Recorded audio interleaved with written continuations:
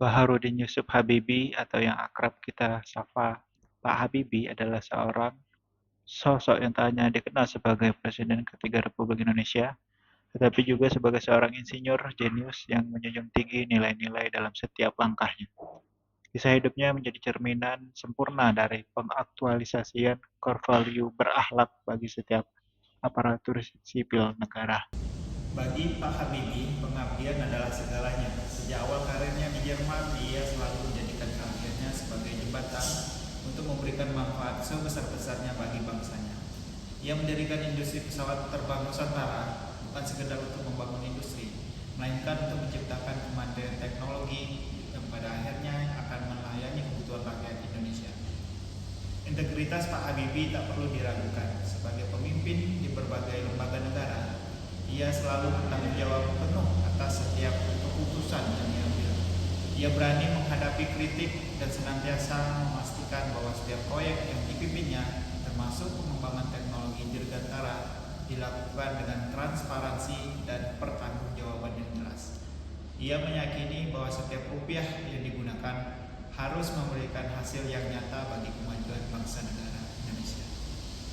Baharudin Yusuf Habibie, simbol kecerdasan dan inovasi Indonesia dengan keahlian luar biasa dalam aeronautika.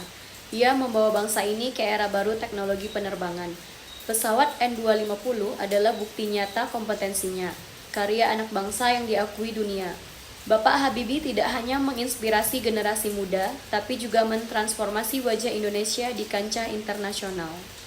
B.J. Habibie adalah seorang tokoh yang sangat harmonis. Saat menjabat menjadi Menteri Riset dan Teknologi, serta sebagai Presiden, ia bekerja sama dengan ilmuwan, pemerintah, dan seluruh pekerja ataupun teknisi dengan kolaborasi penuh membangun Indonesia dalam teknologi pembuatan pesawat terbang. Kerjasama antara Jerman dan Indonesia dalam industri pesawat terbang negara merupakan kerjasama yang sangat baik dan menunjukkan harmonisasi dalam proses pembangunan Indonesia. Sikap terbuka yang dibawa oleh B.J. Habibie ini mampu membangun harmonisasi suasana kerja yang optimal.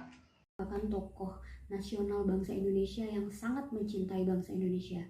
Kecintaan dan kesetiaannya terhadap bangsa Indonesia terbukti dari keputusan beliau untuk menolak bekerja di luar negeri dan tetap mengabdikan diri untuk membangun industri nasional dan teknologi di Indonesia.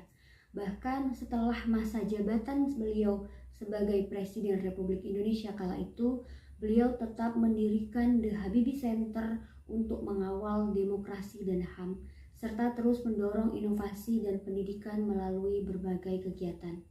Hal ini selaras dengan core value ASN, yakni loyal, yang berarti berdedikasi dan mengutamakan kepentingan bangsa dan negara. Sehingga B.J. Habibie sangat layak untuk dijadikan sebagai tokoh teladan bagi para ASN. Sebagai seorang ASN, saya belajar dua hal dari sosok Baharudin Yusuf Habibie. Yang pertama tentang adaptif, di mana Bapak Habibie sangat mudah beradaptasi dengan berbagai lingkungan, baik pada skala nasional maupun skala internasional.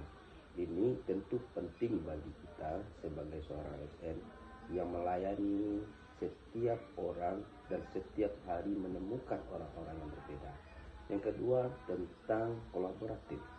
Bapak Habibie mengajarkan tentang pentingnya bekerja sama untuk mencapai tujuan yang besar.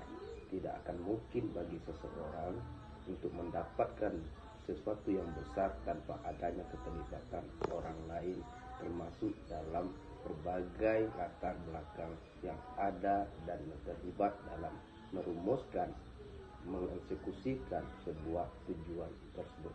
Terima kasih.